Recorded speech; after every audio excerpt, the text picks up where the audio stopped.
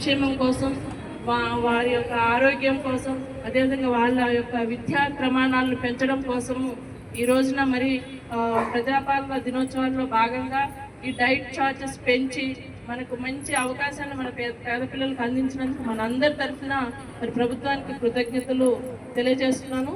పిల్లలు మీరందరూ కూడా మరి హాస్టల్ని సద్వినియోగం చేసుకొని మంచిగా మీకు పెడుతున్నటువంటి పౌష్టిక ఆహారం అది మీరు పడేయకూడదు, ప్రతిదీ తినాలి. అన్నం పరబ్రహ్మ స్వరూపం అంటారు కదా, అది ఉత్తగా రాదు.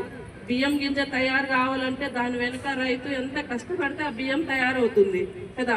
కూరగాయలు, ఆకుకూరలు ఇవన్నీ పండించాలన్నా దాని వెనుక రైతులు దాన్ని కష్టపడి పెంచి మనకు ఆరోగ్యకరంగా ఉన్నటువంటి కూరగాయలు, ఆకుకూరలు ఇవన్నీ మనకు సప్లై చేస్తున్నారు కదా. అది ఉట్టిగానే గాలికి పెరిగింది కాదు. కాబట్టి దాని వెనుక అంత కృషి, కష్టము రైతులది ఉంది.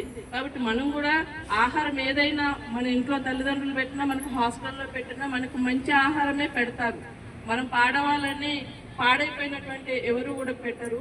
కాబట్టి దాన్ని పరబ్రహ్మ స్వరూపంగా మీరు భావించి పడేయకూడదు. దయచేసి ఆడపిల్లలు మీరు పడేయకూడదు. ఎందుకంటే ఇప్పుడు ఆరోగ్యపరంగా మగపిల్లలు కొంటే కొంచెం ఆడపిల్లలు కొంచెం వీక్గా ఉంటారు సహజంగా. ఎందుకంటే మీరు సరిగ్గా తినరు, ప్రతిదానికి కొంచెం ఏమన్నా లోపాలు వెతుకుతూ ఉండి ఇది తినము అది తినము అంటారు. వాళ్ళతో పోలిస్తే కొంచెం వీక్గా కూడా ఉంటాము. అదేవిధంగా కొన్ని మరి మనకు సహజపరమైనటువంటి కొన్ని మన శరీరంలో కూడా మార్పులు వస్తుంటాయి. కాబట్టి దానికి కొంచెం సహజంగా మీరందరూ వీక్గా ఉండేదానికి అవకాశం ఉంటుంది. దాంతో బ్లడ్ తగ్గిపోతుంటుంది, అది మనకు తెలియదు. మీరు చదువుకునే దాని మీద మీకు ప్రభావం చూపుతుంది. ఎందుకంటే మీరు కొంచెం వీక్గా ఉన్నారనుకోండి, చదివేది మీరు గ్రాస్ప్ చేయలేరు, అంటే గ్రహించలేరు, అర్థం చేసుకోలేరు.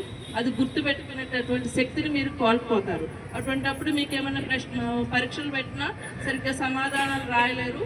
ఆటోమేటిక్గా మీకు మార్కులు తక్కువ వచ్చి కొంచెం మీ ప్రోగ్రెస్ ఏదైతుందో అది తగ్గిపోయేటటువంటి అవకాశం ఉంది. అంటే మనము మా ఆహారం కరెక్ట్గా తీసుకోకపోతే ఎంత చూడండి, ఒక జలుబు జ్వరం లాంటిది కాదు, చివరికి మన చదువు మీద, మన ఆరోగ్యం మీద ఎంత ప్రభావం చూపుతుందనేది మీరు అందరూ అర్థం చేసుకోవాలి. కాబట్టి పెడుతున్నటువంటి ఈ ఆహారాన్ని కానీ మిగతా ఏది ఒక మార్నింగ్ టిఫిన్ దగ్గర నుండి మధ్యాహ్నం లంచ్ తర్వాత ఈవినింగ్ డిన్నర్, స్నాక్స్ కూడా పెడతారు, ఫ్రూట్స్ ఇస్తున్నారు, నాన్ వెజ్ కూడా ఇందులో ఉంది.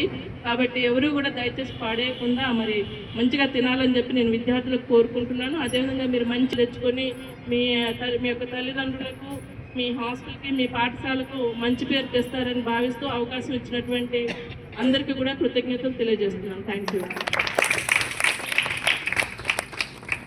You madam. మంచి సజెషన్స్ ఇచ్చారు మా స్టూడెంట్స్కి. అలాగే మా విద్యార్థులు కూడా అస్సలు అన్నం వేస్ట్ చేయరు మేడం, వేస్ట్ చేయకుండా తింటారు. అంత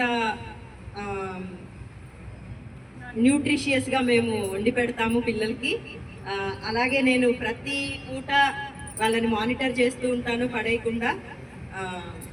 ఇంకొకటి ఏంటంటే పిల్లలందరూ మీరు అడ్వాంటేజ్ ఏం తీసుకోవాలి అంటే, ఈరోజు మన ప్రోగ్రామ్కి ఆర్డీఓ సార్ వచ్చారు, జెడ్పీ సిఇఓ మేడం వచ్చారు. అంటే అంత హై రేంజ్లో ఉండి వాళ్ళు మన కోసం టైం కేటాయించి మీకు సజెషన్స్, గైడ్ లైన్స్ ఇవ్వడానికి వచ్చారు. కాబట్టి వాళ్ళని మీరు స్పోర్టివ్గా తీసుకుని మీరు కూడా రేపు పొద్దున ఏదో ఒక హాస్టల్కి, స్కూల్కి, చెక్కింగ్కి వెళ్ళే స్థాయికి వెళ్ళాలని నేను మనస్ఫూర్తిగా కోరుకుంటున్నాను.